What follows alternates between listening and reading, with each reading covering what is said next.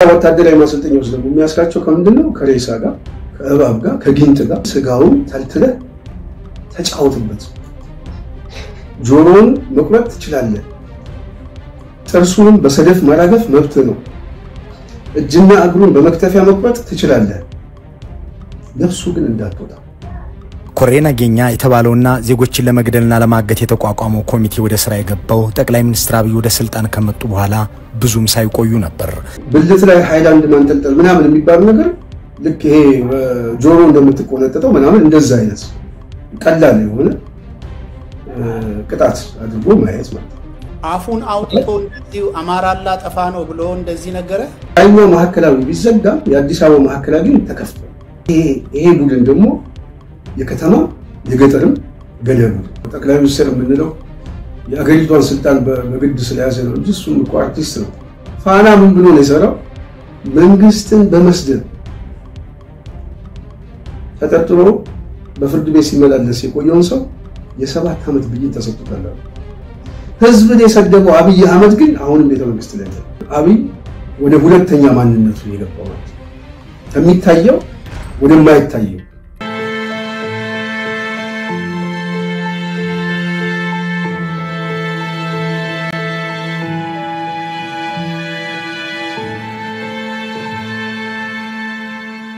ሰላም ጤና ይስጥልኝ አድማጭ ተመልካቾቻችን የጽናት ሚዲያ ቤተሰቦች እንደምን ቆያችሁ እንደምን አረፈዳችሁ በመላው ዓለም የምትገኙ የጽናት ተከታዮች በሙሉ በቅድሚያ አክብሮታዊ ሰላምታችንን እናቀርባለን ጽናትን የምትከታተሉ ሐሳብ አስተያየት የምትሰጡ ሁሉ ከልብ እናመሰግናለን ጽናትን ተከታተሉ ሐሳብ አስተያየታችሁን ስጡ በዋናነት በጽናት ላይ የሚነሱ ሐሳቦች በሙሉ አገራዊ የሆኑ ወቅታዊ የሆኑ ሁኔታዎችን ምንዳስበት አጠቃላይ ማህበረሰቡን ያለበትን ሁኔታ የምንቃኝበት ስለሆነ ጽናት ወደ ህዝባችን እንዲገባ ጽናት ላይ ተሳተፉ እሱም ብቻ ሳይሆን ጽናትን መደገፍ መርዳት የምትፈልጉ ወገኖች በሙሉ ጽናትን መደገፍ ትችላላችሁ ይሄንን ካልኩኝ በዋናነት የምናነሳቸውን ሐሳብ ላይክ ሼር ሰብስክራይብ በማድረግ ሌሎችን በማዳረስ ሐሳብ አስተያየታችን ወደ ህዝቡ እንዲገባ የበኩላችሁን ሚና እንድትጫወቱ በአክብሮት ጠይቃለሁ ይሄንን ካልኩ ወደ ዋና ጥያቄያችን የዕለቱ አጀንዳ ምገባው ያው አገር ቤት ብዙ አዳዲስ ነገሮች እየተፈጠሩ ነው ከዚህ በፊት ጽናት ሚዲያ ሐሳቦችን አስቀምጣ ነበር በተለይ ከዚህ ከአማራ ተወላጅ ከትግራይ ተወላጅ ጋር በተያዘ ሊደርስ የሚችል አደጋ በተለይ አብይ ነጋዴዎቹን ሰብስቦ የኢትዮጵያ ባለሀብት 60%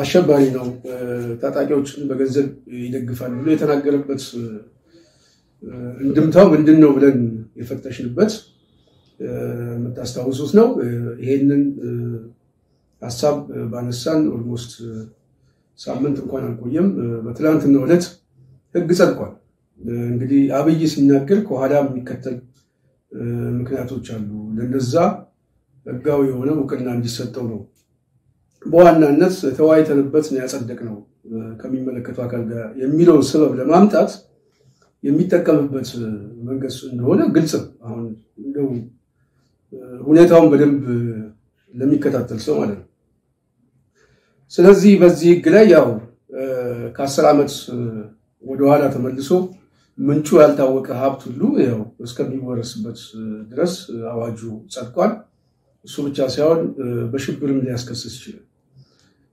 ስለዚህ በሽብር ደግሞ የሚጠረጠር ማንኛውም ሰው የዚህ አዋጅ አስከፊነት በጣም በኋላም በስፋት የምንወያይበት እሱ ስለሆነ የዚህ አዋጅ ዋና አስከፊነቱ ማንኛውም ሰው በፍርድ ቤት ጥፋተኛ ባልተባለበት እና ተጠርጥሯል ብሎ ፖሊስ የያዘውን ሰው የትኛውንም ሰብአዊ ወንጀል የመፈጸም ሙሉ ስልጣን ሰጥቶታል እና አንዱ በጣም የሚያስገርመው ይሄ በዚህ ጉዳይ ላይ እንመጣበታለን ሁለተኛው ያው እንደዚሁ ከአርቲስቶችን ሰብስቦ አብይ አህመድ ያው እሱ ራሱ የዛው አካል ነው ማለት ለመናገር ያው ጠቅላይ ሚኒስትር ምንለው የአገሪቷን ስልጣን በግድ ስለያዘ ነው እንጂ እሱም እኮ አርቲስት ነው። ግን ከነሱ ጋር ተሰብስቦ የተለያዩ ሐሳቦች ተነስተዋል። እንግዲህ ከእሱም ካነሳቸው ሐሳብ አክቲቪስት አትሆኑ፣ በዋናነት አርቲስት መሆን ያለባችሁ የሚል ምክንያት አስቀምጧል። ግን ለምንድን ነው ስብሰባው ለምን አስፈለገ የሚለውን እሱንም እንፈትሸዋለን። በተለይ ደግሞ በዚህ ሙያ ውስጥ የተሰማሩ አንዳንድ ሰዎች የህዝቡን ጥያቄ መሰረታዊ ጥያቄ ምናልባት ኢትዮጵያ ውስጥ ያለው አርቲስት ሙያው በዋናነት ከህዝቡ እውቅና የሚመነጭ ነው። ምክንያቱም ህዝቡ ኮንሰርትም ሲያዘጋጅ ምንም ሲያዘጋጅ ህዝብ ነው የሚገባው እና ያንን ህዝብ የሚንቅ ለዛ ህዝብ ጥያቄ እንደውም ስላቅ የሆኑ መልስ የሚሰጥ የብልጽግና አርቲስቶች አሉ እና እነዛ ናቸው የተሰባሰቡት። እነዛም በኋላ እንመጣበታለን። ግን ዋናው ግን ለምንድን ነው የሚለውን ደግሞ እንፈትሽበታለን። ሌላው ሶስተኛው የፖለቲካ ፓርቲዎችን ሰብስቦ አብይ እያወያያቸው እንደሆነም እንደዚሁ ሰምተናል። በዋናነት ውይይቱ ለምን አስፈለገ የሚለው እሱን በተወሰነ መልኩ አብሮ የሚያያዝ ስለሆነ እሱንም እናነሳለን። የተለያዩ የተነሱ ሐሳቦች አሉ። በተለይ ከዚህ ስብሰባ ጋር በተገናኘ አገር ቤት ካሉት ውስጥ እንደ ኢያፓ ያለ የተቃዋሚ ፓርቲ ሐሳቤ መግለጽ የማልችል ከሆነ ለምን እቀመጣለሁ በሚል ረግጦ እንደወጣ ተሰምቷል። ምናልባት በውጤት ደረጃ ካየነው ፖለቲካውን ስናየው ከአብይ ጋር ተሰብስበው የአብይን የተረት አባት የአባባ ተስፋዬ ጨዋታዎችን ከማዳመጥ ረግጦ መውጣት የበለጠ ፖለቲካ ይተርፋል እና እነሱ የወሰዱት አቋም በኔ በኩል ስመዝነው በጣም እንደውም አትርፎበታል። መውጣቱ ነው ትርፍ እንጂ እዛ መቀመጡ አይደለም። እና ተቀምጠው ግን አብይን የሚያዳምጡት በዋናነት የፖለቲካ ፓርቲዎች ናቸው የሚለው አብዛኞቹን ስለምናውቀው ማለት ነው። በዚህ ጉዳይ ላይ ደፍሬ ብናገር ማንም ሰው የሚፈርድብኝ አይደለም። አብዛኛውን ስለምናውቀው ኢትዮጵያ ውስጥ ያለ የተቃዋሚ ጎራ ምን አይነት ተቃዋሚ ነው የሚለው ወደፊት እንመጣበታለን። ግን ዝግጅታቸውስ ምንድን ነው ለሚለው የበለጠ ሐሳብ አስተያየት እንድንሰጥበት እሱ ላይ እናነሳለን። በእነዚህ ጉዳዮች ላይ ነው በዋናነት የምናተኩረው።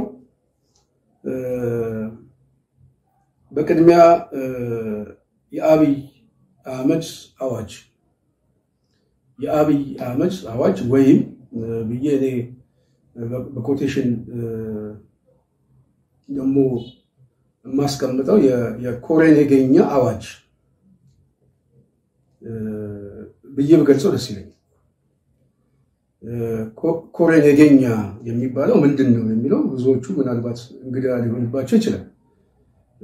ግን ይሄ ፖለቲካውን ለሚከታተል ሰው ግን ይሄ ኮሬ ነገኛ የሚባለው በህቡ ተደራጅቶ በዋናነት በኦሮሚያ ውስጥ ባሉ የኦህዴድ ከፍተኛ የመንግስት ኃላፊዎች በእነሱ የህቡ እንቅስቃሴ የሚታዘዝና ከፍተኛ የሆነ መንግስታዊ ተቋማዊ ድጋፍ የሚሰጠው በጀት የሚያዝለት እና ከፍተኛ የሆነ ኦፕሬሽን የሚፈጽም የሚገደልም ሰው የሚገል የሚዘረፍ ሰው ካለ የሚዘርፍ ብልቱን የሚቆርጥ ካለ ብልቱን የሚቆርጥ አስገድዶ መድፈር የሚፈልገውን በተመሳሳይ ንብረቱን የሚወስድ ባለሀብትም ካለ ንብረቱን ለመቀማት የሚሰጠውን ኦፕሬሽን ለመፈጸም ህዝቡን በፍርሃት በድባብ ውስጥ እንዲገባና አርፎ እንዲገዛ ለኦህዴድ ብልጽግና የታለመ የህቡ አደረጃጀት ነው። ገዳዩ ቡድን ሚስጥራዊ ነው። በኦሮሚያ ክልል ውስጥ የሚገኘው ይህ ቡድን ያለ ፍርድ ከመግደል በተጨማሪ ሰዎችንም ያግታል። ይህንንም የሚመሩት ከፍተኛ የመንግስት ባለስልጣናት መሆናቸውን አረጋግጠናል። ለዚህም ማኝ እንደሆነንም ከ30 በላይ የፌደራልና የክልል መንግስት ሹማምንትን የህግ ሰዎችንና በዚህ ምስጢራዊ ቡድን ጥቃትና ጉዳት የደረሰባቸውን ሰዎች እንዲሁም የኮሚቴውን አባላት አነጋግረናል። የዚህ መንግስታዊና ምስጢራዊ ገዳይ ቡድን ስም ኮሬ ነገኛ ይባላል። ይህንን ያለው ዓለም አቀፉ የዜና ወኪል ሮይተርስ ነው። አነጋጋሪውን የምርመራ ሪፖርት ይፋ ያደረገው ይህ ሚዲያ ብዙ ነገሮችን አጋልጧል። ሽመልስ አብዲሳ፣ አውሎ አብዲና ፈቃዱ ተሰማ የተባሉ የኦሮሚያ ክልል ባለስልጣናት የሚመሩትና ባለቃቸው በጠቅላይ ሚኒስትር አብይ ሐሳብ አመንጭነት ያቋቋሙት ይህ የግድያና የአፈና ቡድን እነማንን እንደገደለና እንዳገተም ጭምር ያትታል። በዚህ ዝግጅት ይህንን ባለ 13 ገጽ የምርመራ ሪፖርት ወደ አማርኛ መልሰን ሙሉውን እናስደምጣችኋለን። አብራችሁን ቆዩ። የሮይተርስ የምርመራ ሪፖርት እንዲህ ይቀጥላል። ኮሬ ነገኛ የተባለውና ዜጎችን ለመግደልና ለማገት የተቋቋመው ኮሚቴ ወደ ስራ የገባው ጠቅላይ ሚኒስትር አብይ ወደ ስልጣን ከመጡ በኋላ ብዙም ሳይቆዩ ነበር። 5 ከፍተኛ የቀድሞና የአሁን ባለስልጣናት እንዳረጋግጡልን ኮሚቴው አብይ ከልባቸው ይፈልጉት የነበረና በተለይም ከኦሮሞ ነጻነት ሰራዊት ጋር የሚያዙ ሰዎችን ለማደን እንዲጠቅማቸው ብለው ያቋቋሙት ነው። በ2011 ዓ.ም የኦሮሞ ነጻነት ሰራዊት ወደ ሽምቅ ውጊያ ሲገባ ኮሬ ነገኛ የመሪነቱን ሚና ይዞ ተሰማራ። በኦሮሚያ ውስጥ በመቶ ሺዎች ሲፈናቀሉና ሲገደሉ መንግስት ይህንን የሚያደርገው ሸኔ ነው በማለት በኦሮሞ ነጻነት ሰራዊት ያሳብብ ነበር። በርግጥ ሰራዊቱ ይህንን አምኖ ያውቅም። አቶ ሚልኬሳ ገመቹ የተባሉትን የቀድሞ የብልጽግና ከፍተኛ አመራር አባልና አሁንም በኮሬ ነገኛ ኮሚቴ ውስጥ የሚሰባሰቡ ግን ስማቸው እንዳይገለጽ የጠየቁ 2 ሰዎችን አነጋግረናል። የኮሚቴ በተለያዩ ወቅቶች በሰጣቸው ትዕዛዞች በርካቶች ለግድያና በመቶዎች ደግሞ ለእስራት ተዳርገዋል። ከነዚህ ግድያዎች መካከል በ2013 ዓ.ም 14 እረኞች የተገደሉበት ይጠቀሳል። ስለነዚህ ጉዳዮች የኢትዮጵያ ሰብአዊ መብቶች ኮሚሽነሩን ዳንኤል በቀለን ጠይቀናቸው ነበር። ይህ ኮሬ ነገኛ የሚባለው ኮሚቴ መኖሩን አረጋግጠውልናል። በኦሮሚያ ውስጥ ያለውን የጸጥታ ችግር ለማስተካከል የተመሰረተ መሆኑን ከነገሩን በኋላ እንዲያም ሆኖ በፍትህ ስርዓት ውስጥና በሰማይ መብት ጥሰት እጁ እንዳለበት አብራርተውልናል። አንዳች የተለየ ማስረጃ ባይጠቅሱም በብዙ ቦታዎች ብዙ ግድያዎች እንደተፈጸሙ የሚያሳይ ሰነድ አለን። ሰዎችን እንደሚያግት፣ አግቶም እንደሚያሰቃይ፣ አግቶም የማስለቀቂያ ገንዘብ እንደሚጠይቅ እናውቃለን ብለውናል። ስለ ጉዳዩ ምን ትላላችሁ ብለን ለፌዴራል መንግስቱ ምን ለጠቅላይ ሚኒስትሩ ቢሮና ለኦሮሚያ መስተዳድር ጥያቄ ልከንላቸው ነበር። አልመለሱልንም። እና የአብይ አዋጅ በዋናነት የኮሬ ነገኛ አዋጅ የሚለው ይሄ ቡድን ምን አገኘ ማለት ነው? ከህቡ አደረጃጀት ወጥቶ የህግ ማዕቀፍ አገኘ። አሁን በፊት ይፈጽም ነበር ራሱ ብልጽግና ተቋማዊ የሆነ ዘረፋ። ስትራክቸሩ ራሱ አጠቃላይ የሚቆመው በዘረፋ ነው። ሌላ እግር የለውም። ሰዎች ይታሰራሉ፣ በግፍ ይታሰራሉ፣ በሽብር ሰዎች ይደበደባሉ። ምንም ጥያቄ የለውም። ተደብድበው የሞቱ ሰዎችም አሉ። ግን በዋናነት የአብይ አህመድ አገዛዝ መሰረታዊ ነገሮቹ አንዱ የተለየ ሐሳብ ያላቸውን ሰዎች ወይ የሚቃወሙትን ሰዎች ማጥቃት ነው። እንደዚሁም ደግሞ የተለያየ የሀብት ምንጭ ያለውን መቀማት ነው። ከዛ ውጪ ደግሞ ምናልባትም መጥፋት አለባቸው መደምሰስ አለበት የሚለውን ማስወገድ። እነዚህ 3 መሰረታዊ ነገሮች በኦህዴድ መዋቅር ውስጥ የሚሰራ ነው። ለምሳሌ የሚገደሉ ሰዎች ከተባለ በተለይ ኦሮሞም ሆነ አማራም ሆነ ምንም የትኛውም የትግራይ ተወላጅም ሆነ ይሄ ቡድን የሚገድለው ከዚህ በፊት የኦነግ አመራሮችን ገድሏል፣ የሚታወቁ ሰዎችን ገድሏል፣ አርቲስቶችን ገድሏል። የተለየ ኦፕሬሽን የሚፈጽም ቡድን ቤታቸውን ላይ ቦምብ ማስወረር የሚፈልግ ከሆነ ደግሞ አማራውን ለማስጠቃት በአማራው ገደሉ ለማለት ቦምብም ያስጥላል፣ በጥይትም አማራውን ያስገድላል። ግን ዋናው ገዳዩ ግን ይሄ ነው። ንብረታቸው መቀማት አለበት የሚባለው እንደዚሁ በተመሳሳይ በህጋዊ መልኩ ሄዶ ንብረታቸውን ይቀማል። ይሄ በምን ታይቷል? ምንድነው ማስረጃው? የሚል ጥያቄ ደግሞ ሊመጣ ይችላል። ለዚህ ጥያቄ 3 ነገሮችን ላሳያችሁ።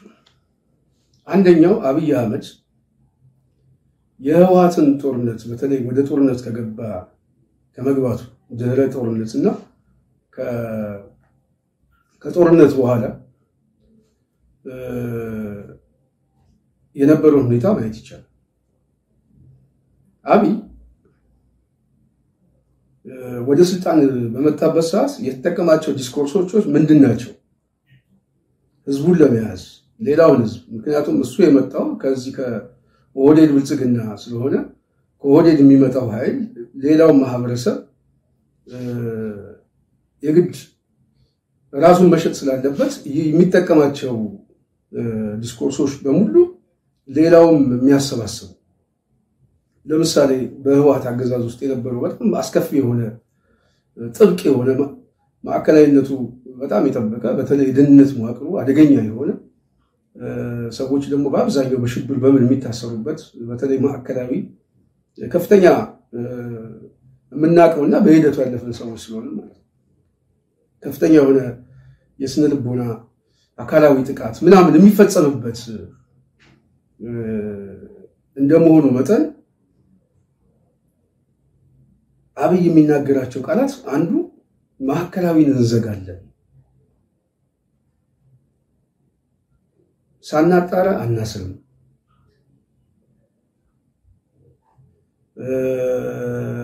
ከዚህ በኋላ የጥላቻን ግንብ እናፈርሳለን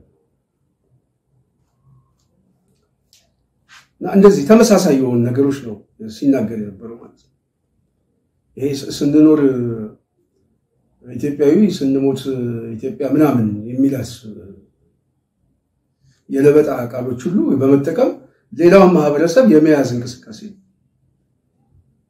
በዛ አደናግሮ ይሄ ሰውዬ በአብዛኛው ሰው እንዲደግፈው ምናምን ሲሆን ሰውዬው በከፍተኛ ደረጃ ራሱን የሚሸጥበት እድሎች ያገኝ ያ ደግሞ በየፌስቡኩ በየምናምኑ ይሄ የሶሻል ሚዲያ በተለይ የሶሻል ሚዲያ አብዮት ስለሆነ እዛ ላይ የራሱን ፎቶ በየቀኑ የሚያይበት ኢቲቪ 24 ሰዓት ያብይን ፎቶ የሚለጥፍበት ምናምን ሰውዬው ወደ ህዝበኝነት ፖፑሊስት አደረገው እና ለካ ራሱ እንደ በቃ የጣውታዊ አድርጎ ነው የሳለው ማለት ነው አንደኛ ከኔ የተሻለ ሰው ሁለተኛ ህዝቡ ውስጥ ገብቻለሁ ስለዚህ አሁን ህዝቡ በቀላሉ መቀማት አይችልም ማለት ከህዝቡ እኔን የሚቀማኝ የተገዳዳሪ ኃይል የለም ስለዚህ ሁሉም ስፔስ ቢከፈት ምናምን ችግር የለውም የሚል ሁኔታ ፈጥሮ በተወሰነ መልኩ ይሄ ሚዲያውን ምናምን የተወሰነ የመክፈት እንቅስቃሴ ያዙት ግን ብዙም አልቆየም አብይ ሁለት ገጽታዎችን ደግሞ መጠቀም ጀመረ አንደኛው ቀደም እንዳልኳችሁ ይሄ ህዝበኝነቱን ተጠቅሞ የሚያደናግራቸው ቃል ተጠቅሞ እናቶች ያለቅሱልኛል ምናምን ነገር አንዳንድ ጊዜ የኦሮሞ ፈረሰኞች መንግስት የተነካ ብሎ ቤተ መንግስት መጡ ምናምን ይያለ አንዱን ካንዱ የሚያያይዘው እንዳለ ሆኖ ግን ከህዝበኝነቱ ጀርባ ደግሞ የራሱን የሆነ ገዳይ ስኳድ ደግሞ ወደ ማደራጀት ነው ስለዚህ ህዝቡ ምን ያደርጋል በዚህ ገዳይ ህዝቡ ማስፈራራት ነው አታክ ያደርጋል ለምሳሌ ቡራዩ አካባቢ ምናምን እንደዚህ ምናምን የተፈጸመው በአብይ የመዋቅር እና በአብይ ሚኒሻ የተፈጸመ ራሱ የመንግስት በተለይ ኦሮሚያ ክልል ገጀራ ያከፋፈለ ምናምን ይሄ በጀት የሚመደብለት ነው ስለዚህ ይሄኛው መጥቶ ከሚበላ ከኔጋ ሁን ብሎ ህዝቡን ለመከስከስ ይሄኛው እንደ መጋጫ አድርጎ ይተከምበታል እና ያንን ማሳየት የጀመረው ገና ከመጀመሪያው ብዙ ማለት ነው ይሄንን ለማስረዳት ህዝቡን ለማንቃት ምናምን ደግሞ የሚሄድበት መንገድ በጣም አደገኛ ስለሆነ አብዛኛው ህዝብ ደግሞ በተለይ ኦህዴድ የሚባለው ብልጽግና የሚባል አያቀም አብይን ብቻ የሚደግፈው አብይ ነው ሁሉ ስለዚህ ይሄ ሰውዬ ረጅም ርቀት አይሄድም ፍጹም አምባገነን ሊሆን ይችላል ያ ደግሞ ከሰውዬው በተለይ ደግሞ ካለው የውጫዊ ሁኔታ በተለይ አደባባይ ላይ ከሚታየው መልክ ይልቅ ውጫዊ ገጽታው በጣም ሊታይ ይገባል ምናምን የሚል አስተሳሰብ ያለው የፖለቲካ ሊቃን በጣም ባጭር ጊዜ ውስጥ አብይን በመተናኮስ በተለይ አገዛዙን በመተናኮስ እውነተኛ ማንነቱን ማሳየት ነበር ህዝቡ እንዲለማመደው ማድረግ ማለት ምናልባት የምታስታውሱ ከሆነ በአዲስ አበባ አካባቢ ላይ ያው እኔ በዚህ ጉዳይ ላይ ብናገር ከማንም የተሻለው ለመናገር አብይን በማጋለጥ ማን ነው አብይ አህመድ የሚባለው በማጋለጥ የኛን ያህል ሚና የተወጣ ማንም የፖለቲካ ሊቃን የለም።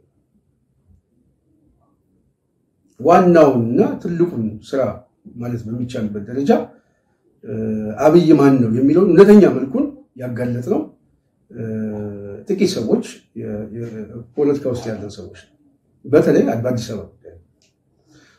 ስለዚህ በአዲስ አበባ ጉዳይ ላይ አብይን የአብይ አገዛዝ ምንድነው ባህሪዎቹ ምንድናቸው ምናምን የሚለው በተወሰነ መልኩ በተለይ ይሄ የአክቲቪዝም ስራ ምናምን ሰውየውን ማሳየት ነው። ለምሳሌ ሐሳብን በነፃነት መግለጽ የመሰብሰብ ነፃነት ምናምን የሚባለው ነገር መሰረታዊ የሆኑ ጥያቄዎች አብይ የማይቀበላቸው እንደሆነ ማሳየት በስብሰባ አዳራሽ መከልከል በምናምን እና ያንን ማሳየት ለህዝቡ የበለጠ ሰውየውን እንዲያቀው እየተለማመደው እንዲመጣ እስከ ምርጫ ድረስ በመጨረሻ ላይ በምርጫ የሚበየን ከሆነ ብይን እንዲሰጥበት ዋነኛው ዓላማ ይሄ ነበር። ምክንያቱም አብይ የወሰደው ገጽታ በጣም ከባድ ስለሆነ በተለይ ከህወሓት ጋር የነበረው ሁኔታ ሰው ያው የተራዘመ በተለይ አዲስ አበባ ውስጥ የነበረው ቅሬታ በአገር አቀፍም ያለው ሁኔታ ያን ነገር ስለሚያስበው አብይን ከነድክመቱ ከነሴራው ከነዘረኝነቱ ሳያቀው ነው የተቀበለው።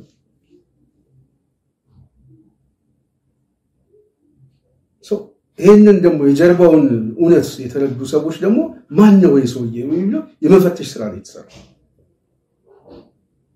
እና ምናልባት የጽናት ሚዲያ ተከታዮች ምናልባት በአዲስ አበባ ጉዳይ ላይ የምታስታውሱ ከሆነ ዋነኛ የዚህ አክቲቪዝም እንቅስቃሴው ምናምን መገለጫ የነበረው ይሄ ዋነኛ ዓላማው እሱ አብይን ማሳየት ነው። ስለዚህ ስብሰባዎች ይከለክላል የመሰብሰብ ነፃነት እና ይሄ በተለይ ሰዎች ደግሞ ሐሳባቸውን በመግለጻቸው ወደ እስር ቤት የሚያስገባበት ሰዓትም እየተለማመደ ነበር። እነዛ ባህሪዎች አብይን በተወሰነ መልኩ ህዝቡ ማን ነው የሚለው ራሱን እንዲጠይቅ የዚህ ሰውዬ ባህሪ እየተለማመደው እንዲመጣ እኔ በእውነት ነው የምነግረው ከፍተኛ ሚና በመወጣት ይሄንን ባጭር ጊዜ ሰውየውን ማንነቱን ማክሱን አውልቀው ካሳዩ ሰዎች የኛን ያህል ግንባር ቀደም ሚና ይጫወት የለም ካለ ምናልባት አይዶን ነው እንትላል እንደ ተቋም ነው ያንን ሁኔታ የሰውየው ማንነት እየገለጠው መጣ። ሰዎች ይታሰራሉ ስብሰባ ይከለከላል ምናምን እና እነዚህ አይነት ነገሮች የበለጠ ሰውየው ከከተማው ነዋሪ ጋር እየተፋታ የሚመጣበት እድሎች እየሰፉ መጡ ማለት ነው። ዓላማው እሱ ስለነበር ስለዚህ ይሄንን በማድረግ ያ አብይ ሲናገርበት የነበረ ይሄ የጥላቻ ግንብ እናፈርሳለን ከዚህ በኋላ ሐሳቡን በመግለጽ የሚታሰር የለም የፖለቲካ እስረኛ ያስፈልጋል እንደውም ተቋሚ መባል የለበትም ተቀናቃኝ እንጂ ምናምን የሚላቸው የውሸት ተረቶች በአደባባይ ራቁቱን እንዲወድቅ ነው። አስታውሳለሁ እኔ 2011 ሰኔ 17 ከታሰርኩ በኋላ ከአምስት ወር በኋላ ታህሳስ ላይ ሲፈታ አዲስ አድማስ ነው አንድ ጋዜጣ ላይ ኢንተርቪው ሰጥቼ ነበርና ማዕከላዊ ተዘግቷል ማዕከላዊ አለ አሁንም ማዕከላዊ አልተዘጋም አለ የሚል ቃለ ምልልስ ነው የሰጠሁት ምናልባት ካገኘሁት እናመጣው እና ማዕከላዊ አልተዘጋም እኔ ማዕከላዊንም አውቀዋለሁ ሳይቤላ ቆይቻለሁ 6 ወር 7 ወር በጣም ቀዝቃዛ የሆነ ግድግዳው ራሱ ከ40 እስከ 50 ሳንቲም የሚሆን ቲክነስ ያለው በጣም ከፍተኛ የሆነ ደግሞ በድንጋይ የተሰራ ቅዝቃዜ የሚሰጥ እዛው ቤት ውስጥ ደግሞ የውሃ ታንከር ስላለ የበለጠ እየተንቀጠቀጥን ምንተኛበት 24 ሰዓት በር የማይከፈትበት ቦታ ነው። ስለዚህ ማዕከላዊ አውቀዋለሁ፣ ግን ማዕከላዊ ተዘጋ ይባላል እንጂ አዲስ አበባ ፖሊስ ውስጥ ደግሞ ልክ የማዕከላዊ ሳይቤሪያ የሚመስል የጨለማ ቤቶች አሉ። እነዛ የጨለማ ቤቶች ደግሞ ተከፍተው ነው። ስለዚህ ያኛው ማዕከላዊ ቢዘጋም የአዲስ አበባ ማዕከላዊ ግን ተከፍቷል። ስለዚህ በውጤት ደረጃ የተቀየረ ነገር የለም የሚል ሐሳብ ነው የሰጠው አስተውሳለሁ። አብይ አህመድ ማዕከላዊን ዘግቻለሁ ቀለም አስቀብቻለሁ ካለ በኋላ ማዕከላዊ ራሱ ማዕከላዊና ማዕከላዊ ውስጥ የነበሩ ተቋማት ማለት ነው እዛ የምናውቃቸው ሰዎች የት መጡ? ሜክሲኮ መጡ። ሜክሲኮ ምናልባትም የፌደራል ጉዳዮች በቀድሞ የሚኒስትሩ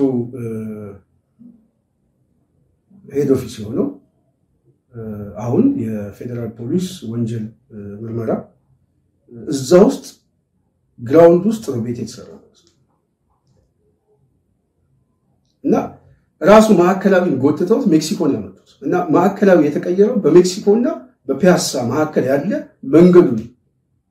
መንገዱን ነው የቀየሩት እንጂ ቤቱንና አያያዙን አይደለም። ማዕከላዊ ሲዘጉ ማዕከላዊ ውስጥ የነበረው ቶርቸር አልተዘጋም፣ ቀጥሏል። ከ2011 ጀምሮ ቀጥሏል።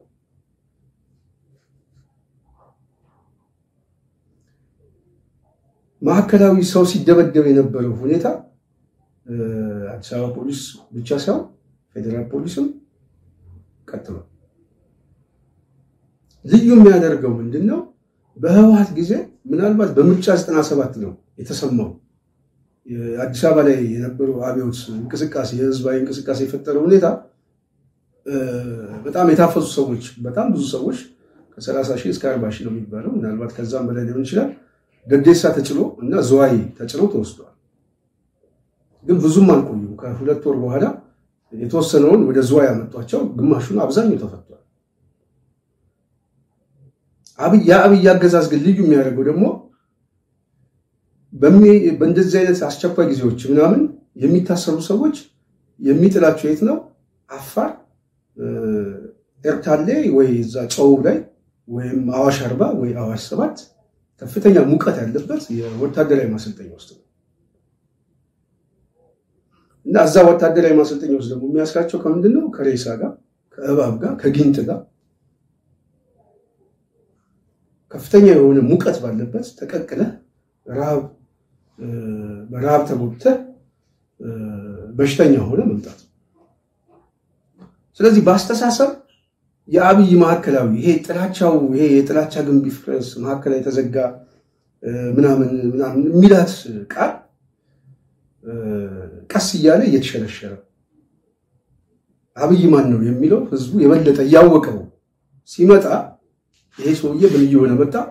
እውነተኛ ገጽታውን እያመጣው መጣ ማለት እየተለማመደው መጣ እና ህዝቡ ይሄ ቅንድቡንም ምኑንም እያየ እናቶችም ምናምን የሚላቸውን ቋንቋ እየተጠቀመ የሚያደናግራቸውና የሱ የድጋፍ መሰረት የነበረው ሁሉ ይሄ ሰውዬ ወዴት ነው እየወሰደን ያለው ምናምን የሚል ራሳቸውን መጠየቅ ጀመሩ።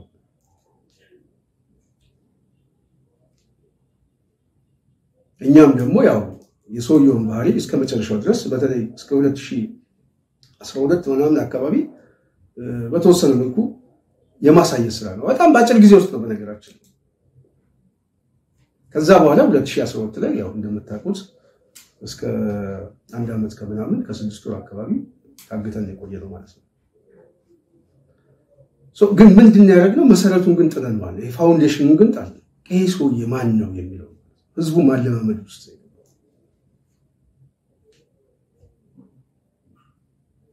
ከዛ በኋላ ይሄ ሰውዬ እውነተኛ ባህሪው እየተገለጠ ሲመጣ በአብይ ዙሪያም የነበሩ ሰዎች ብቻ ሳይሆን ተስፋ አድርገው የነበሩ ሰዎች ሁሉ የዚህ ሰው ሁኔታ ከዚህ በላይ መቀጠል የለበትም የሚል አቋም ሲይዙ እየተንጠባጠቡ ከጀርባው ሰዎች እየራቁት ምናምን መምጣት ጀመሩ። ከዛ በኋላ የሚዲያው ሰራዊት ደግሞ ምን እየሆነ መጣ? እየዳከመ መጣ። ሰውየው ደግሞ ቀደም ብያቸዋለሁ ግላዊ የሆነ ፖፑሊስት ነው ህዝበኛ ነው በጣም ራሱን ሁሉ ጊዜ መሸጥ ይፈልጋል እሱ ራሱ አክቲቪስት ነው ቁጭ ብሎ ላፕቶፕ ላይ ምናምን ፌስቡክ ላይ ቲክቶክ ላይ ምናምን ነው የሚውለው ራሱ ምንም ስራ የለው አሁን ሶሻል ሚዲያ ላይ የሱ ፎቶ እየደረቀ ሲመጣ ከህዝቡ እየወጣ ሲመጣ ራሱን መሸጥ ይገባው ወዴት ነው ወደ መንግስት ሚዲያዎች በመንግስት ሚዲያዎች ብቻ ራሱን እንዲወሰድ ምክንያት ይሆኑ መጥቶ ማለት ነው ስለዚህ እንደዛ እየሆነ ሲመጣ ከዛ በኋላ እስከ ምርጫው የመቆየት እድል ቢኖርም ግን አብዛኛው ህዝብ ግን እየተገለጠለት የሰውየው ባህሪ ያወቀ መምጣት ጀመረ ማለት ነው በተለይ ደግሞ ጦርነቱ ላይ ሲጀምር ስለዚህ ያ ጦርነቱ ላይ ያው የተወሰነ ገጽታ ግንባታ መስራት ቢችልም በዚህ በተለይ ከህወሓት ጋር የነበረው ጦርነት ግን እየተለማመደ የመጣው ሰው አብይ ማን ነው ለሚለው የደም ነጋዴነቱ የበለጠ እየተገለጠለት ሲመጣ ሁሉ ነገር ከእጁ እየወጣ መጣ ማለት ነው በዚህ ምክንያት ነው አብይ ወደ ሁለተኛ ማንነቱ የገባው ማለት ነው ከሚታየው ወደማይታየው እና ወደማይታየው ሲመጣ አብይ ኢትዮጵያ ምናምን የጥላቻ ግንብ ምናምን ሚሊዮን ተጠቀመበት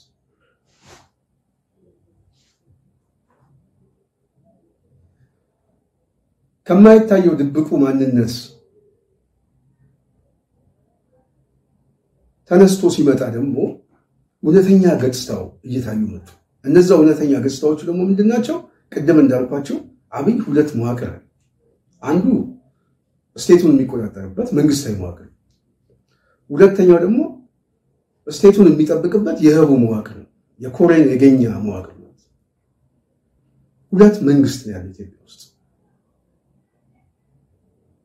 በምክር ቤት የሚጸድቅ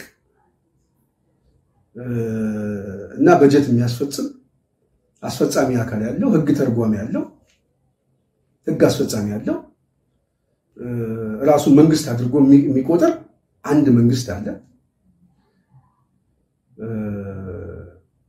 በሌላ በኩል ደግሞ በተመሳሳይ በአብይ የህግ ማዕቀፍ የጸደቀና በጀት የሚመደብለት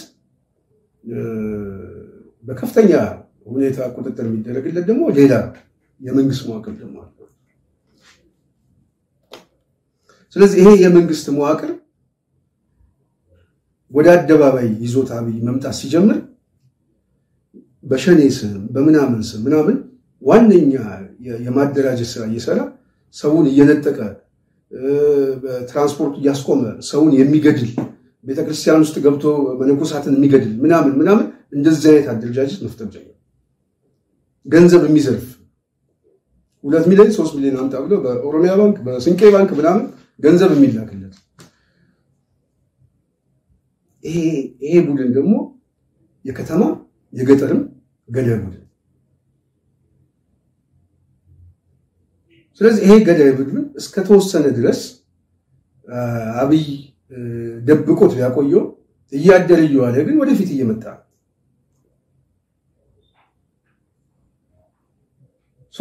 አሁን አብይ ምን ሆነ ቀደም ያልኳችሁ ህዝባዊ መሰረቱ በሙሉ ተናጋ ህዝባዊ ቅብልነቱን በሙሉ አጣ በትግራይ በኩል ያደረገው ጦርነት ጄኖሳይድ እንደፈጸመና በትግራይ ያለውን ጦርነት ራሱ ሆን ብሎ የጦርነቱ ባለቤት እንደሆነ ከህዝቡ በላይ ትላንትና ጦርነቱንም ደግፈው የሱ አጀንዳ ትክክል ነው ብለው አምነው በየሚዲያው ሁሉ ምስክርነት ሲሰጡ የነበሩ ሰዎች በሰሙት ከራሱ ቃል በሰሙት የጦርነቱ ባለቤት እኔ ነኝ የሚለው በሰሙት ብቻ ደንግጠው ዛሬ ምስክርነት እየሰጡ ነው በብልጽግና ውስጥ ያለፉ ሰዎች ማለት ሌላውን እንቶ ስለዚህ ሌላው አብይ ማን ነው ምናምን ብሎ አብይን የመስራት የአብይን እውነተኛ ገጽታ የማለማመድ እና የማሳየት ሚና ሲወጡ የነበረ የፖለቲካ ሊቃን በብልጽግና ውስጥም ያለፉ ሰዎች የአብይ ማንነት እጅግ በጣም ጨካኝ ለሰው የማያዝን ጦረኛ ገዳይ እና የተለያዩ አደረጃጀቶች እንዳለው ደግሞ እየመሰከሩ ነው ስለዚህ የአብይ እውነተኛ ማንነት አሁን በማን እየተመሰከረ ነው? በብልጽግና እየተመሰከረ ነው። በነታዬ እየተመሰከረ ነው። በማስረጃ እየተያዘ። ስለዚህ አብይ ሁሉንም የድጋፍ መሰረት አጣ። ከትግራይ ጦርነት ወጥቶ ደግሞ አማራ ክልል ሲገባ ደግሞ በአማራ ክልል ውስጥም ያለውን ሁሉንም የድጋፍ መሰረት አጣ። ከዚህ በፊት አደናግሮ ሲጠቀምበት የነበረው ማህበረሰብ ራሱ እሱንም አጣ። አሁን በጉዳይ አስፈጻሚ በውክልና ጦርነት ያለው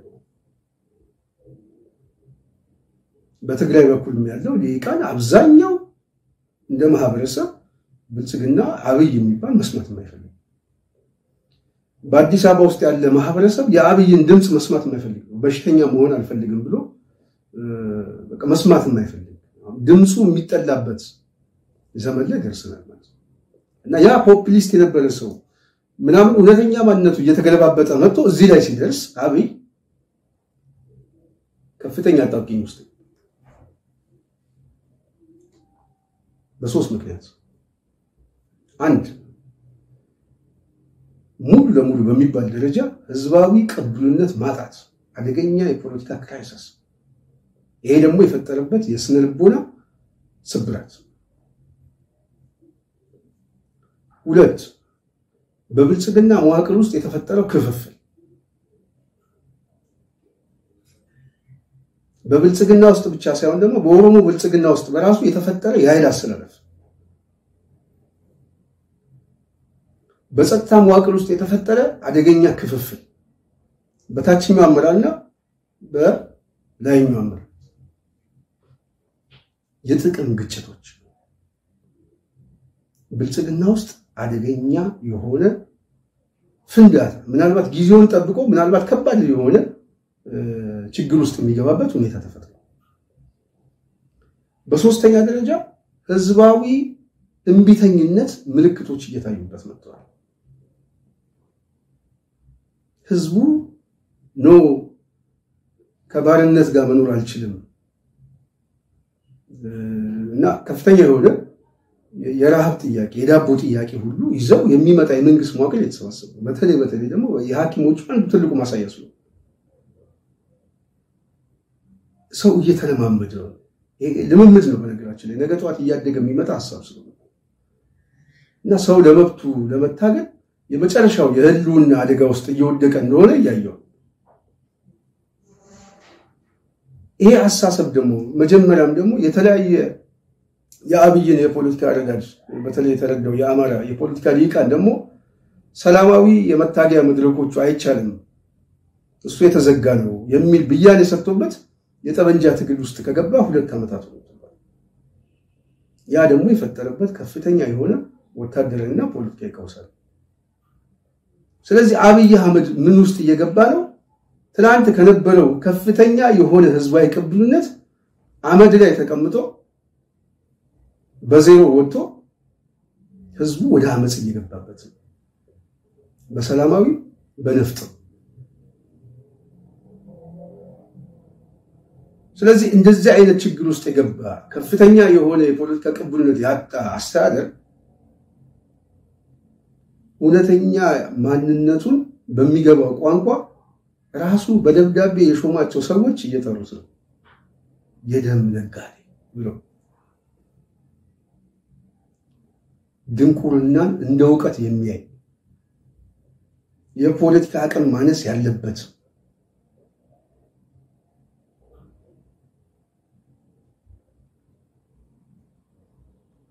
የአንድ ህዝብ ታሪክና ባህልን ጠንቅቆ የማያውቅ አጠፋዋለሁ እያጠፋሁት ነው እየሰበርኩት ነው ብሎ የሚናገር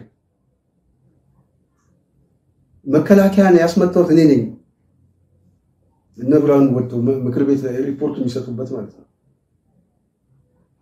ይሄን መከላከያ እኔ ነኝ ሆን ብዬ ያስመጣሁት ጦርነቱ እንዲጀመር ምክንያት ያደረኩት እኔ ነኝ አማራ ክልል ገብቼ ይሄንን ያወደምኩት እኔ ነኝ የአማራ ኃይሎች ልካቸውን እንዲያውቁ አቅማቸውን እንዲያውቁ የሚል ደካማ ሰው ነው ገዳይ ሰው ነው ብለው እኔ አይደለም አብይ በደብዳቤ የሾማቸው የሰላም ሚኒስትር ብለው የሾማቸው የምክር ቤት አባል የሆኑት እሳቸው ምስክር ሰጡ ማለት ነው። እየሰጡ ነው እየሰማን ነው። ምናልባት ይሄንን ፕሮግራም የሚሰማ የተለያዩ ሰዎች የኛን ሰው ንግግር ፕሪንት አውት ተደርጎ በደንብ በመጽሐፍ መልክ ምናምን ተጠርዞ መቀመጥ አለበት ብዬ አስባለሁ። ምክንያቱም ነገ ይሄ ቤተ መጻሕፍትና ምን ላይ በታሪክ ደረጃ ከሚቀመጡት የታሪክ መዝገቦቹ አንዱ እነዚህ ናቸው። አብይ ማን ነው የሚለው ምዕራፍ 1 ምዕራፍ 2 እያለን እየገለጥን ሰዎች በተለያየ በካሪኩለምም ቢሆን ሰዎች የሚማሩበት እንደማጣቀሻ እንደ አንድ ማሳያ ይሆናል ብዬ አስባለሁ። ስለዚህ አብይ ማን ነው ለሚለው መልስ አግኝተናል፣ ብያኔ አግኝተናል። አሁን እሱም ማውቆታ አሁን የአማራ ፖለቲካ መረዳት የሚያቀተው ከዚህ ትንታኔ እየመጣ ወዴት ይሄዳል የሚለው መተንተን ስላቃተው። ስለዚህ አብይ አህመድ አሁን 3 መሰረታዊ ነገሮችን ፈልጓቸዋል። አንደኛ ቅድም በመግቢያ እንዳልኳቸው አፋኝ የሆኑ ህጎችን አፋኝ የሆኑ ብቻ አይደለም ከፍተኛ የሆነ የሰብአዊ መብት ጥሰት ያለበት ምናልባትም በአለም ደረጃ ላይ በተሞክሮ እንኳን የማይታይ አንድ ሀገር እንደማጣቀሻ የማያዩ ማለት ነው ህግ ማጽደቅ። የህግ ትርጓሜው ቅድም በመግቢያ እንዳልኳቸው ምን እንደሚሆን በግልጽ ያሳያል። በዚህ ህግ መሰረት ፖሊስ የተሰጠው ስልጣን ሰውን የሚያክል ፍጡር እንዳትገለው ግን ስጋውን ተልትለ ተጫወትበት፣ ጆሮውን መቁረጥ ትችላለህ፣ ጥርሱንም በሰደፍ ማራገፍ መብት ነው፣ እጅና እግሩን በመክተፊያ መቁረጥ ትችላለህ፣ ነፍሱ ግን እንዳትወጣ።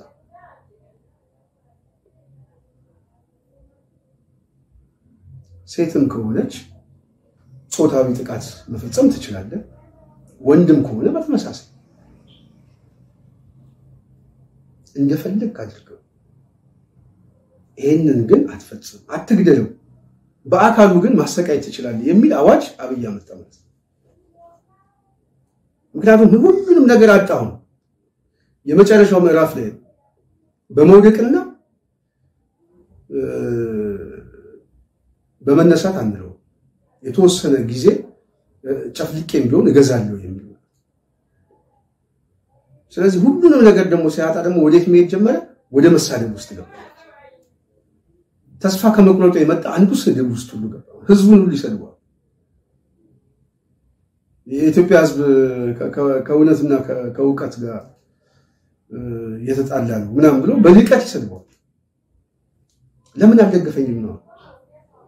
ለምን የኔን የድጋፍ መሰረት አትቀበልም ነው? በተለይ እንደ ኢትዮጵያ ያለ ከእውነትና ዕውቀት የራቀ ማህበረሰብ ደግሞ ሲኖር ስለዚህ ያ የሚጠላውና በጣም የተበሳጨበት ሁኔታ ምን ያወጣበት ማለት ነው? ህግ አወጣበት። ከመግደል ውጭ ያለውን በሙሉ ንብረቱንም ወርስበታለሁ፣ በሽብርም ከስሼ አሰቃይዋለሁ የሚል አዋጅ ያወጣው። እና ይሄ አዋጅ ቀጥተኛ ምን አይነት አዋጅ ነው? ከዚህ በፊት በህቡ ሲጠቀምበት የነበረው የኮሬ ነገኛ የሚባለው አዋጅ፣ የህቡ አደረጃጀት አዋጅ ነው። ይሄ ሱሉልታ ላይ ምናምን እያገተ 2 ሚሊዮን አምጡ ምናምን የሚለው አዋጅ ህጋዊ አድርጎት በምክር ቤት አመጣው ማለት ነው። ከዚህ በፊት አይፈጸምም ይፈጸማል ብለው የሚከራከሩ ሰዎች አሉ። እሱ አይደለም ጥያቄው። ከዚህ በፊት የሚፈጸሙማ እየተፈጸመ ነው። ግን ሰው ገድሎ ግን አልገደልንም ብሎ መግለጫ ይሰጣል። ልክ ፌደራል ፖሊስ ከዚህ በፊት እንዳደረገው አዋሽ ሰመራ ከተማ ላይ ደብድበው የገደሉትን ልጅ እኛ አልገደልነው ታሞ ነው የሞተው ብለው የአሰር ደብዳቤ እንደሚሰጡት ሁሉ አሁን ግን እኛ ላይ ገደልነው እኛንን እጅና እግሩን የቆረጥነው እሱ ደግሞ በምርመራ ጊዜ የሚፈጸም ችግር ስለሆነ ይቅርታ እንጠይቃለን ይላል። በህግ ግን አያስጠይቅም። አሁን ልዩ የሚያደርገው ምንድነው? ህጋዊ ሆኖ ሲመጣ ብልት ላይ ሃይላንድ ማንጠልጠል ምናምን የሚባል ነገር ልክ ይሄ ጆሮ እንደምትቆነጠጠው ምናምን እንደዛ አይነት ቀላል የሆነ ቅጣት አድርጎ ማየት ማለት ነው። ህግ ሆኖ ሲመጣ በሰደፍ ከቤት እያወጣ ጥርስን ምናምን በታትኖት ጭሮ መኪና ላይ መሄድ ህጋዊ። ምክንያቱም ከምርመራ በፊት የሚፈጸም ማንኛውም ወንጀል እንደ ወንጀል አይቆጠርም። አብይ ይሄንን ህግ አመጣውና ጫለ። በዓለም ላይ እንደዚህ አይነት ተሞክሮ የለም። ይሄንን ህግ ግን ከማጽደቁ በፊት ግን ምን አድርጓል? ሰሞኑን ካስታወሳቸው ነጋዴዎች ምናምን ሰብስቦ የኢትዮጵያ ባለሀብት 60% ከታጣቂው ጋር የሚገናኝ ነው እናቃቸዋለን፣ መረጃውን ይዤ ስላልመጣሁ ነው ምናምን። ይሄ ማለት ምንድነው? አብይ በዚህ አዋጅ ይሄንን የማጥቃት የሚፈልገው ማህበረሰብ የሚያጠቃበት አንድ መሳሪያ ነው። ይሄ ደግሞ የሚጠቃው ደግሞ የትኛው ክፍል ነው የሚለው እንለየው። አንዱ ቀደም ብያቸዋለሁ፣ ከውስጥ ክፍፍሉ የሚመጣ ማጥቂያ፣ ምንጩ ያልታወቀ ሀብት ተሰብስቧል ምናምን እያለ ይሄ በመዋቅር ውስጥ ያለውን የብልጽግና ባለስልጣን የሚይዝበት፣ ጸጥ አድርጎ የሚይዝበት፣ ድምጽ እንዳያሰማ የሚያደርግበት ህግ፣ የብልጽግና ባለስልጣን የሚያፍንበት፣ በመከላከያ ውስጥ ያለውን ምናምን እንደዚህ ከፍተኛ የሆኑ ዘራፊ ኃይል ስለሚታወቅ ማለት ነው፣ የጀርባ ታሪካቸው ስለሚታወቅ ያንን ዝም የሚያስብበት አዋጅ ነው። አንዱ የውስጡን አፈና ለመጠቀም እንደ አንድ ቢላ ይጠቀምበታል። ያገዛዙ የማይገዛ በሙሉ በዚህ ይመታል እያለ ማለት ነው።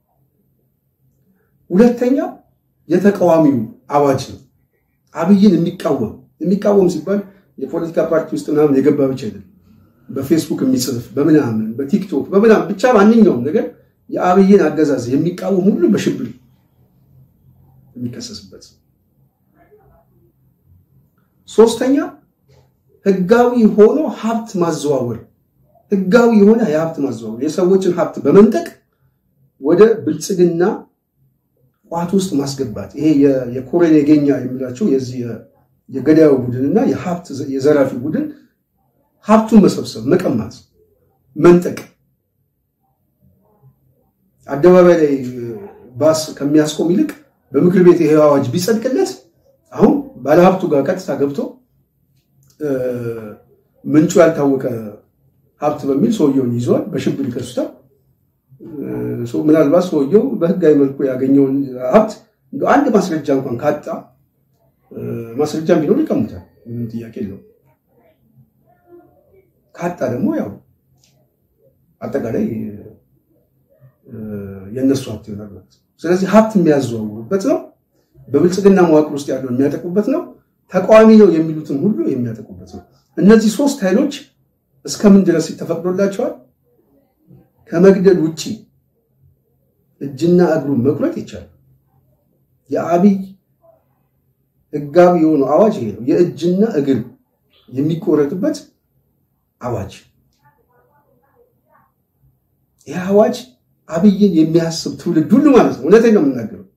በኢትዮጵያ ታሪክ ውስጥ ምናልባትም ያው እዚህ ከኦህዴድ ብልጽግና እንደመምጣቱ ይሄ ሰውዬ በዛ አካባቢ ያለው ሊቃል አብይን በዚህ ምስል ነው ማሳየት ያለበት። እውነቴን ነው። ምስል በቃ ይሄንን ምስል መቅረጽ አለብን ማለት ነው። በቃ ትውልዱ ላይ አብይ የሚባለው መንፈስ ይሄ መንፈስ ነው። ከዚህ በፊት ምክር ቤት ብሏል። በብልጽግና ውስጥ እኔ ላኖር ይችላል፣ ግን ብልጽግናን በሚያስቀጥሉ ትውልዶች ውስጥ ግን መሰረቱ ታሰባለሁ ብሏል። በዚህ ታሰባል፣ በዚህ አዋጅ ታሰባል። የአብይ አዋጅ ይሄ የኮሬን የገኛ አዋጅ ብልት ሰላሚው ማለት ነው። በቃ ይሄንን አብይና በዙሪያ የተሰባሰበው የኦህዴድ ብልጽግና ማን ነው ለሚለው መልስ አግኝተንለት ይሄ መታሰቢያ ወልታቸው ነው እና መታሰቢያቸውን የተከሉት ህጉ መጽደቁ በጣም እንደው እንደ ፖለቲከኛ እንተነትነው ይሆናል እንጂ ይሄ ህግ ግን መጽደቁ ግን የነሱ የሙት መንፈስ የብልጽግና መንፈስ የብልጽግና አስተሳሰብ ምንድነው ለሚለው ትውልድ የሚከተለው ጄኔሬሽን ይሄ መታሰብ ነው። ይሄ አዋጅ ይጻፍ ሐውልቱም ይሰራለታል በዚህ አዋጅ ራሱ በዛ ደረጃ መታየት አለበት ያስባል። ነገ ጧት በዚሁ አዋጅ እነሱ ራሳቸው ስለሚሰለሙበት ማለት ነው። ሁለተኛው ግን ምንድነው ዋነኛው እና ሁለተኛው አዲስ የጦርነት ትርክቶችን መፍጠር ዓላማ አዲስ የጦርነት ትርክቶችን ለመፍጠር የተለያዩ የፓናል ዲስከሽን ያደረገ ሰዎችን ከሰዎች ጋር መወያየት ከአርቲስቶች ጋር ከመምህራን ጋር ከምናምን ጋር እሱ አንዱ በተቃውሞ በመናምን የሚመጣው ለማርገብ ነው። አዲስ ደግሞ ትርክቶችን መፍጠር ይሄንን የምለው ምንድነው አብይ ከተቃዋሚዎች ጋር የሚነጋገረው በተቃዋሚ ውስጥ ያለውን የፖለቲካ ምህዳር መጥበብ ጠፍቶት አይደለም እሱን እናስፋው አይደለም የሱ ውይይት አሁንም የአብይን የሚገዳደል ተቃዋሚ አለ ብሎም አያምንም አለ ብለንም አናቅም እኛ የተወሰኑ እንደው እንዳይሞቱ ምናምን በመግለጫም በምን የቆሙ ከሌሉ በስተቀር በምርጫ በመናምን ሊመጡ የሚችሉና አብይን የሚገዳደል ተቃዋሚ በኢትዮጵያ ውስጥ የለም በዜሮ ተጨፍልቋል። ግን ዋናው የሚፈልገው ምንድነው በቀጣይ ለሚያደርገው የጦርነት እንቅስቃሴ እንደ ግብዓት እንደ ሽፋን ሊጠቀምባቸው ከአርቲስቶች ጋር የሚወያየው ምንድነው አርቲስቶች አክቲቪስት አትሁኑ አርቲስቱ ነው የሚለው ምንድነው ዋናው እሱ አባባሉ ልክ ወደ ስልጣን የመጣ ጊዜ ሙሴ እየተባለ የሚዘፈንለት ነጠላ ዜማ እንደሱ አይነት ቅስቀሳ ፍጠሩ አዲስ የሆነ ትርክቶችን ለመፍጠር ወደ ጦርነት ሲገባ በእነዚህ ታጅቦ ለመግባት የግድ የተለያዩ ኃይሎችን ማቀፍና ማወያየት ስለፈለገ እና ብዙ ሰዎች አብይ በቀጣይ ወደ ጦርነት አይገባም ብለው የሚበይኑ ሰዎች እኔ ገርሙኛል በጣም ነው የሚገርሙኝ በጣም በተለይ ደግሞ እዚህ አማራው የፖለቲካ ሊቃን ውስጥ ያለው እኛን ሳይዝ ምናምን የሚባል መታበይ ወይም አብይ ወደ ጦርነት የሚገባበት አቅም የለውም የሚል በጣም እኔ በዚህ ደረጃ አይነት ፖለቲካ የሚታሰብ ከሆነ በቃ እየወደቀ ያለ ማህበረሰብ መሆኑ ማሳያ ነው። አብይ ከባለ ሀብት ነጥቆ ይሄው አዋጅ አወጣ ከዚህ ሀብት ነጥቆ እየዘረፈ ጥይት እየተኮሰ መኖር የማይችል ከሆነ በውጤት ደረጃ አብይ አይኖርም ነፍሱ መኖር አይችልም። ስለዚህ ጦርነት የአብይ የዕለት እንጀራው ነው የግድ ስለሚያስፈልገው እና በቀጣይ ጦርነት የለም የሚል አመለካከት በፍጹም መያዝ የለባችሁ። ብርሃኑ ጁላ እኮ በቀደም ተናገረ በቅርቡ እናሳያቸዋለን አለ ምክር ቤት ውስጥ እና አሁን አርቲስቶችን የሰበሰበው ለምን ይመስላል? ለዚሁ ዝግጅት ነው ለጀባው ዝግጅት ነው። ህግ ያወጣው ለምን ይመስላል? ለዚህ ዝግጅት ነው። አብይን የሚቃወም በዚህ ሂደት ውስጥ ሁሉ እስር ቤት ከትቼ እንደዚህ ያደርጋሉ እያሉ ሰዎችን የሚያሸማቅቅበት ህግ ነው። ስለዚህ ይሄ ህግ ሲወጣ ተከታዩ ምንድነው የሚለው ግልጽ ስለሆነ ማለት ነው። ገንዘብ ቢያጣ 60% የሆነው ባለሀብት ታጣቂ ነው ሽብርተኛ ነው ያለውን ሀብቱን ነጥቆት ጥይት ገዝቶ ይዋጋል። ይሄንን እንዴት መረዳት ያቅተው? በዚህ ደረጃ ያነሰ የፖለቲካ አረዳድ በቃ ለውድቀቱ ማሳያ ነው ብዬስላስብ። ስለዚህ የጦርነት ፕሮጀክቱ ማዕቀፍ ነው ህጉም ራሱ ውይይቱ ራሱ አሁን ያወያያቸው ያለው የዛው አካል ነው። ሁለት ነገር ለማስተንፈስ ስለሚፈልግ አንዱ ህዝባዊ እንቢተኝነቱን መሰረቱን ያናጋው እንዳይመጣ በተለይ በስርዓት ውስጥ እንዳይገባ በአገዛዝ ውስጥ እሱ ማቀስቀስ። ሁለተኛው ግን የጦርነት አዋጁ ላይ በቀጣይ እንደ ግብአት ሊጠቀም ነው። አርቲስቱም ተቃዋሚው ምናምን የሚሰበስባቸው በዛ ምክንያት። ስለዚህ ይህ አዋጅ አንዱ ከዚህ ከጦርነቱ ጋር የተያያዘ አዋጁ አንዱ ከዘረፋውም ጋር የተያያዘ ተመጋጋቢ እነማን ደግሞ ይጠቃሉ ነው። አሁን በዚህ አዋጅ ላይ ወደ ጦርነት ሲገባ እነማን የትኞቹ ኃይሎች ይጠቃሉ ቅድም ያስቀመጥናቸው አንዱ የተቃዋሚ ኃይሎች ነው። ሌላ አገዛዝ ውስጥ ያሉት ስርዓት ውስጥ ያሉት ሰዎች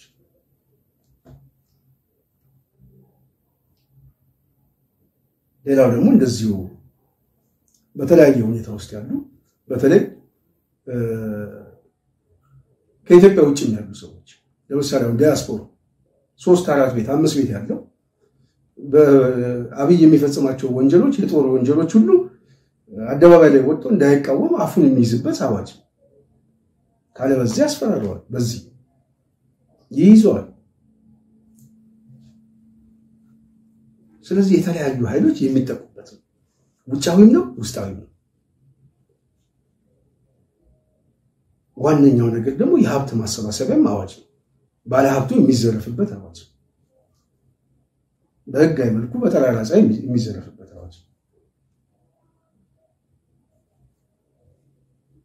በሶስተኛውና ዋነኛው ነገር ግን ከጦርነቱ በኋላ በውጤት ደረጃ አብይ ከተሳካለት የሽግግር አካል ሆኖ አብይ መምጣት ነው። ንጉሠ ነገሥት ሆኖ መምጣት ነው።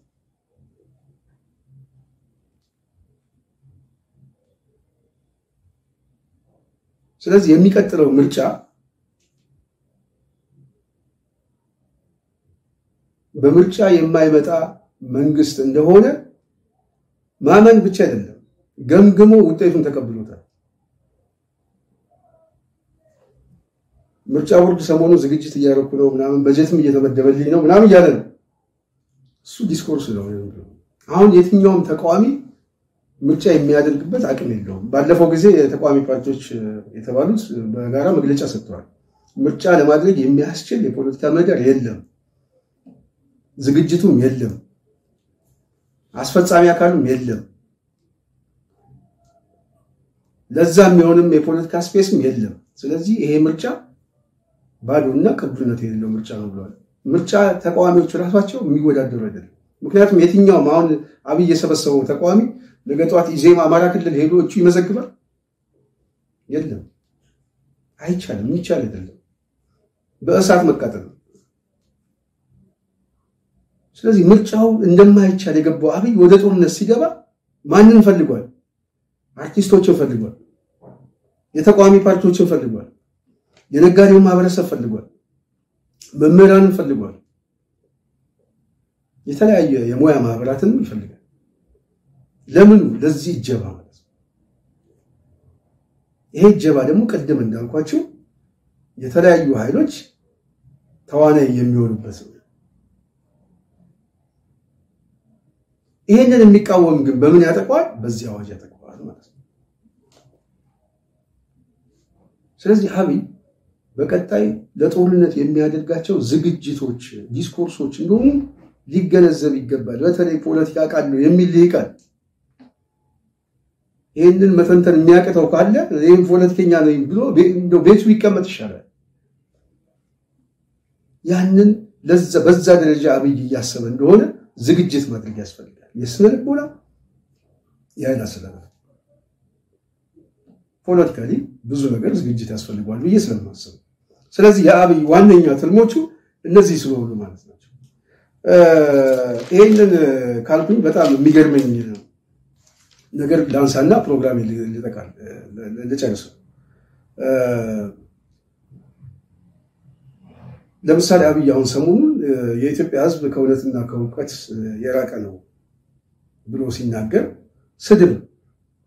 ከዚህ በፊትም ህዝቡ ይሄንን ህዝብ መብራት 1000 ጉንዳን ይዞ በዞር ነው ምናምን የሚል ቃል ተጠቅሞ እንደነበረ እናስታውሳለን። ቅርብ ጊዜም ደግሞ አይንን ገልጠ ማየት የማትችል ከሆነ ዋጋ ትከፍላለህ ምናምን ያለ ሲዝት ነበር። አብይ እንደዚህ ነው፣ እየዛተ ነው። ህዝቡ ላይ ማለት ነው። እና እየዛተ የሆነው አብይ አህመድ አርቲስቶችን ሰብስቦ በጣም የታዘብኩት ነው ምነግራችሁ።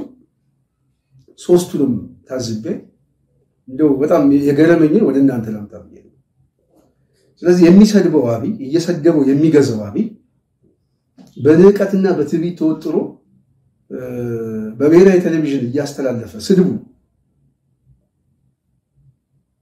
አብይ እሱ ህዝቡን ሰድቦ ያልተከሰሰ መንግስትን ሰድበሃል የተባለ ሰው ዛሬ ይህንን ቀረጻ በመናረግበት 7 ዓመት ተፈርዶበታል። አብረን የቆየለች 2 ዓመት ታስሮ በፍርድ ቤት ሲመላለስ ዋለ።